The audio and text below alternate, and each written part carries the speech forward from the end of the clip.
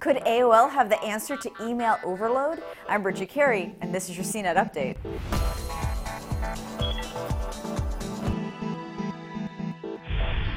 Keeping your email inbox organized can be an impossible task, especially when accounts are packed with so much gray mail and deal alerts. Personally, I simply gave up trying to tame the beast. But AOL is working on an answer to fix email. Yeah, I said AOL. It's created this email client called Alto, which puts different categories of email into their own piles, and it teaches itself to sort messages into stacks automatically. People don't use email folders, so this is a new, very visual way to get your inbox more organized without putting in much effort. And if your messages look organized, you won't feel stressed, or so that's the idea, right?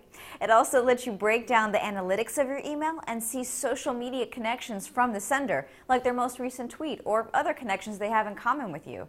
It works with Gmail, Yahoo, Apple, iCloud, and of course AOL. You can have it manage up to 5 different accounts at once, and you have to sign up to be part of the private beta test now. It probably won't be publicly available until February of next year.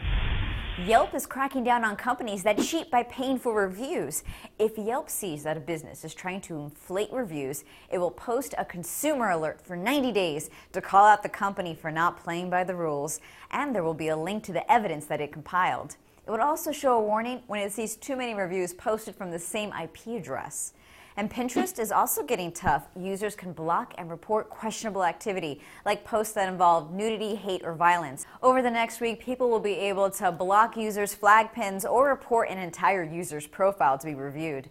Need a cheap laptop just for doing work online? Google announced a new Chromebook made by Samsung, and it's for $250. It's very light and thin. It's a browser-based system, meaning you don't download applications. Everything's run through a Chrome web browser. It's not a very powerful laptop because it uses a processor found in tablets, but it could be something you keep around the house to do some quick work online, and it's good if you do most of your work in Google Docs.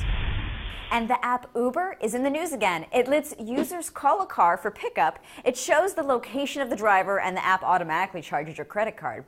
On Thursday, Uber added the ability to hail a taxi in San Francisco. But at the same time, it canceled the taxi feature for New York.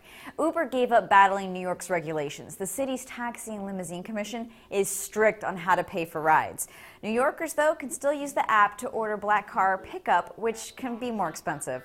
That's your tech news update for today. You can find links to all of today's stories on our blog, cnet.com/update. From our studios in New York, I'm Bridget Carey.